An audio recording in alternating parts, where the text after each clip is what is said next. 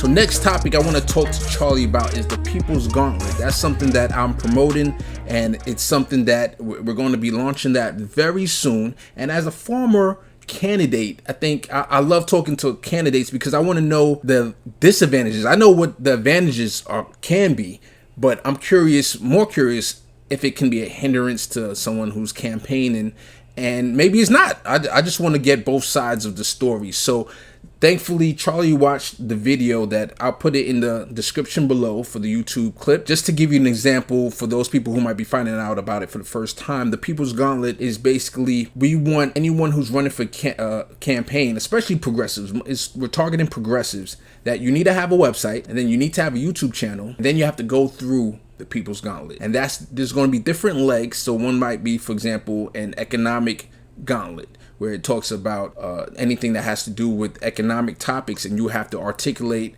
what your stance is on that. We're going to have a justice gauntlet, and that's going to talk about defund the police and which is your opinion of defund the police, etc., etc., etc. We're going to have a real detailed plan coming out, launching soon. Charlie, you got the idea. Go ahead. Let me know what you think about it. Yeah, I mean, I can see how some people might view sign-ons to a lot of policies as holding them back or pinning them down. But in general, I looked at what I saw, and I really like the positions you have there, and sort of the direction you're trying to move. I would say that I know some places you always have to consider how the election's being conducted. What what are the rules of the game, basically, and those are changing a lot this year. But for instance, I know you talk to a lot of people who run for Congress.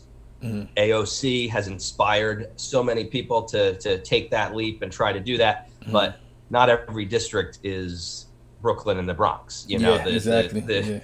If you're running in a partisan election, you have to win two elections, right? You've got to win the primary and you've got to win the general. And in places like where AOC represents, winning the primary is the main fight, and that's it. It's almost impossible to lose if you've got the Democratic Party line in the general.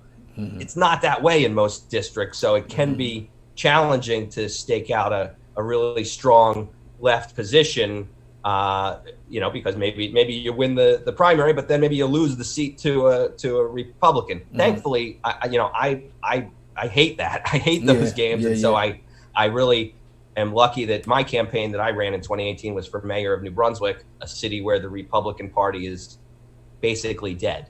They have not run candidates in almost 15 years now for any office. So I was able to run in the general as an independent to the left of the establishment machine Democrat mayor and have a one-on-one battle without having to worry about that whole dynamic of, well, if I go too far this way, the Republicans could win.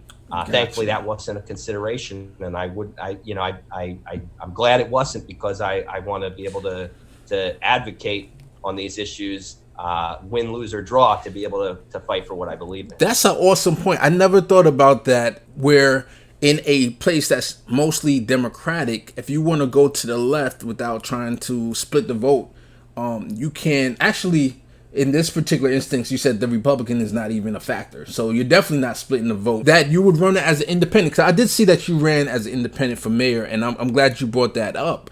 So I want to ask you, since we're on that topic about ranked choice voting, do you think that's something that can be implemented at a local level, just like how Maine did it at the local level, and now we see that they're going to be the first presidential state that they can do it at the presidential level? Go ahead. Yeah, super encouraging to see that. I know there's a strong coalition of people here in New Jersey pushing for that, and I think that local... Really? You got to hook me up with those people, man. I'm very interested in that, but go ahead. Okay. Yeah, I think it's called Voter Choice New Jersey, and I know they've had some really good meetings. I think that local is probably realistically the place where it's going to start, where it's most likely to be tried out. I know, I think the mayor of Trenton was just posting yesterday about how he would like to see that, or how he was suggesting it could be an improvement. And what a lot of people don't know is 100 years ago, many New Jersey cities used ranked choice voting. Really? And yeah, I only learned this by looking at old newspaper articles from back in the day in New Brunswick. Okay. But we had a ranked choice voting system when we switched to the commission form of government in 1915. Okay. You basically had, I think 4 choices. You could pick your first choice, second choice, third choice, fourth choice, and then it would be added up, and the rightful winner would be declared.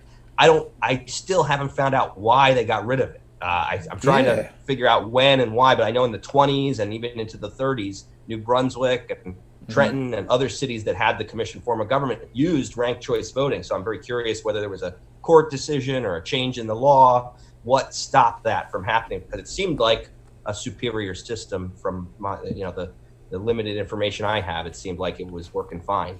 Wow. So definitely I'm interested in that. So just to get back to the People's Gauntlet. So I'm definitely glad that you said that, because I want to know what the disadvantages would be for someone who, this is my vision for the People's Gauntlet. It's as if you're walking down the street, you're giving out your pamphlets, and a constituent comes up to you and say, hey, what do you think about ranked choice voting? What do you think about healthcare?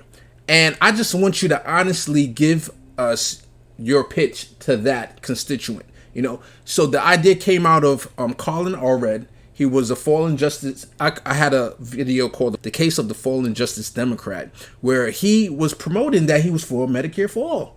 And he got on TYT, which is a big progressive indie media, of course. And he used that, he was a Justice Democrat. He used that brand to put himself to the forefront of that campaign, that primary, I'm sure. Once he won, he dropped it like a bad habit, right? So that's where I wanted to have this People's Gauntlet, have you articulate how you feel about the topics, and so that we can hold you accountable. We can kind of gauge if you're not really talking about it like you're really convinced that it is truly the policy for you, then we can kind of know, okay, on to the next one. Who's the next person? If you're the only progressive in the race, then okay, obviously you got a monopoly there.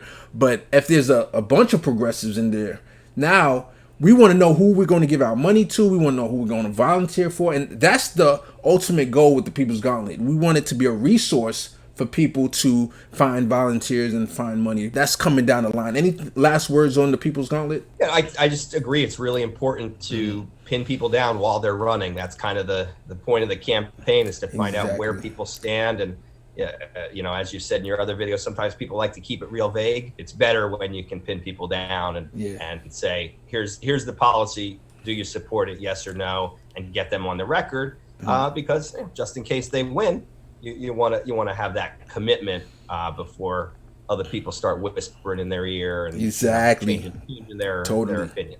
Totally, especially since a lot of incumbents do not debate, and that's how you can find out more about what they're thinking. Hector Osigueda, he ran in District 8. He couldn't debate the incumbent. We have Shahid Buttar over there in California, going up against Nancy Pelosi. He can't have a debate. They're not allowing their debate. So I'm hoping this catches on, and we're going to launch that soon. In the comments below, let us know if there's any particular issue that you guys saw the People's Gauntlet that I might be missing out. I know I've seen some comments of people saying there's certain topics that I missed, and I'm definitely going to add those. And we're doing this together, everyone. We're organizing and we're strategizing together. Like and subscribe.